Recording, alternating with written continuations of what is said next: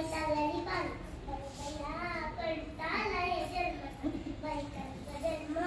नग ग नग सकाळपासून रात्रभर काम काम निकाल शाळेत फुलाचं फुलं काय गावं हेच मला उमगलं. आता बघा की मामांनी उठलं की त्यांना सकाळी तोंड धुवायला गरम पाणी द्या